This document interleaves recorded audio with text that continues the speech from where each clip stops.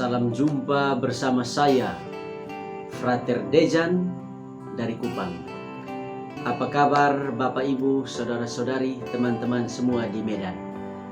Semoga kita dalam keadaan sehat walafiat. Semoga Tuhan beserta kita sekarang dan selama-lamanya. Inilah Injil Yesus Kristus menurut Markus. Dimuliakanlah Tuhan.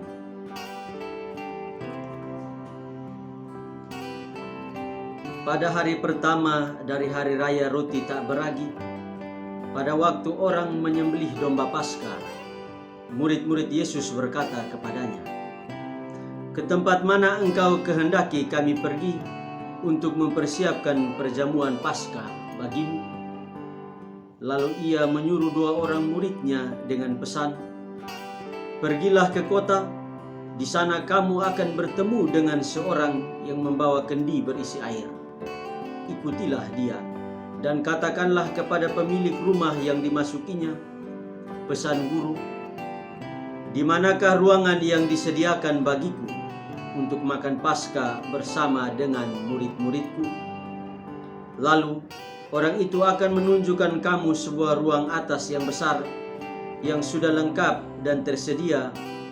Disitulah kamu harus mempersiapkan perjamuan Paskah untuk kita."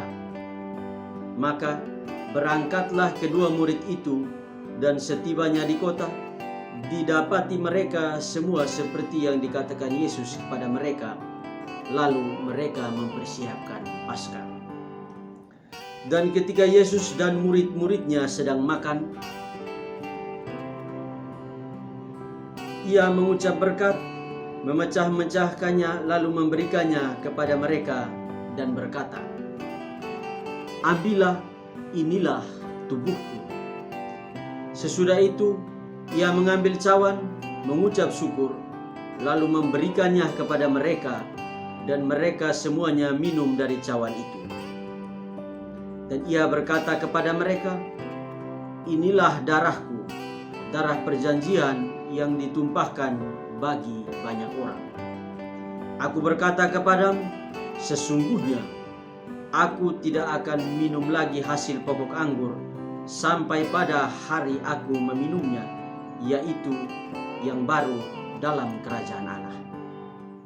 Sesudah mereka menyanyikan nyanyian pujian, pergilah mereka ke Bukit Zaitun. Demikianlah Injil Tuhan. Terpujilah Kristus. Saya memberi judul permenungan saya terhadap bacaan yang baru saja kita dengarkan dengan judul "Pemberian Diri sebagai Puncak Ucapan Kasih". Bapak, Ibu, Saudara-saudari umat beriman yang terkasih dalam Kristus, manusia sedang berada dalam suatu tradisi dunia yang unik. Roda kehidupan sedang menuntun kita pada sebuah kenyataan ketika egoisme menjadi semacam momok hidup tak terelakkan. Ketika dinamika kehidupan dirasa begitu berat dan setiap orang enggan melihat keluar dirinya. Jangkauan pandang manusia dipenjarakan hanya sebatas diri, sebatas keluarga, dan sebatas klannya. Inilah realitas kita. Inilah kenyataan kita. Manusia mulai lupa pada hakikatnya, bahwa keberadaannya sesungguhnya tak terlepas dari keberadaan orang lain. Bapak, Ibu, Saudara-saudari, umat beriman yang terkasih dalam Kristus. Sejak semula manusia diciptakan, Allah telah menetapkannya sebagai makhluk istimewa. Keistimewaan itu mendapat bentuknya dalam berbagai hal. Kasih Allah yang begitu besar Ia nyatakan kepada manusia lewat berkat dan anugerah tak terberikan. Anugerah Taman Eden dalam kisah penciptaan merupakan suatu gambaran kesempurnaan karunia Allah bagi manusia. Bandingkan Kejadian bab 2 ayat 8 sampai 14. Kelimpahan Eden merupakan tanda kasih Allah yang sungguh nyata, bahwasannya manusia tidak saja diciptakan dan dibiarkan Allah, tetapi Allah sendiri sebagai penciptanya turut berperan pula sebagai pemelihara yang baik. Eden menjadi lambang sukacita kasih, persatuan antara pencipta dan ciptaan. Sukacita Eden pada akhirnya sirna setelah egoisme manusia itu muncul. Dosa sebagai pengalaman ketidaksetiaan kepada Allah. Pencobaan telah membuat manusia lupa daratan dan tidak tahu diri, serta berambisi mau menjadi seperti Allah. Manusia menolak kasih setia dan kemurahan hati Allah. Inilah dosa manusia. Inilah permulaan kejatuhan manusia. Pertanyaan dan problem manusia mulai bermunculan. Dan pertanyaan yang paling sulit dijawab adalah, mengapa ada begitu banyak penderitaan? Serta mengapa maut menjadi puncak dari semua penderitaan itu? Para penulis kitab suci menjawabnya bahwa sumber kehidupan tidak menghendaki kematian. Bahwa Allah sebagai sumber kehidupan tidak menghendaki manusia untuk mati. Manusia sendirilah yang memilih kematiannya dengan menjauhkan diri dari Allah, dengan memilih untuk melawan Allah. Ketelanjangan yang disadari Adam dan Hawa adalah gambaran tidak terlindungnya manusia setelah menjauh dari Allah. Karena egoisme diri, manusia lalu menjadi malu terhadap dirinya sendiri dan juga terhadap Allah. Bapak, Ibu, saudara-saudari, umat beriman yang terkasih dalam Kristus. Bacaan Injil yang baru saja kita dengar merupakan bagian tak terpisahkan dari rencana kasih Allah kepada manusia. Allah sebagai tanda kasih-Nya yang tak terbatas kepada manusia, memberikan putranya sebagai tebusan untuk manusia.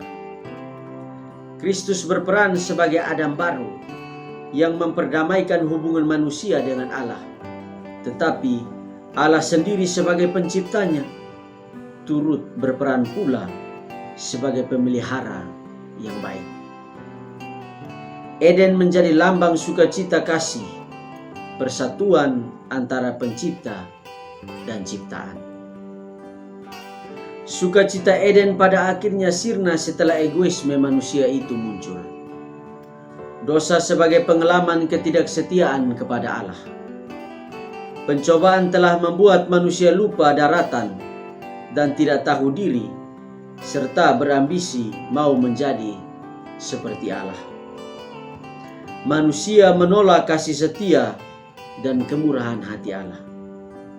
Inilah dosa manusia. Inilah permulaan kejatuhan manusia. Pertanyaan dan problem manusia mulai bermunculan. Dan pertanyaan yang paling sulit dijawab adalah, mengapa ada begitu banyak penderitaan? Serta mengapa maut menjadi puncak dari semua penderitaan itu? Para penulis kitab suci menjawabnya bahwa sumber kehidupan tidak menghendaki kematian. Bahwa Allah sebagai sumber kehidupan tidak menghendaki manusia untuk mati. Manusia sendirilah yang memilih kematiannya dengan menjauhkan diri dari Allah, dengan memilih untuk melawan Allah. Ketelanjangan yang disadari Adam dan Hawa adalah gambaran tidak terlindungnya manusia setelah menjauh dari Allah. Karena egoisme diri, manusia lalu menjadi malu terhadap dirinya sendiri dan juga terhadap Allah. Bapak, Ibu, saudara-saudari, umat beriman yang terkasih dalam Kristus. Bacaan Injil yang baru saja kita dengar merupakan bagian tak terpisahkan dari rencana kasih Allah kepada manusia. Allah sebagai tanda kasih-Nya yang tak terbatas kepada manusia, memberikan putranya sebagai tebusan untuk manusia. Kristus berperan sebagai Adam baru yang memperdamaikan hubungan manusia dengan Allah yang dahulu dirusak oleh Adam yang pertama.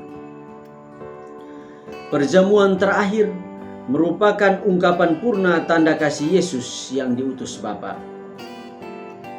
Kristus dalam kerelaannya menyerahkan nyawanya sebagai domba yang tak bernoda demi penebusan dosa umat manusia.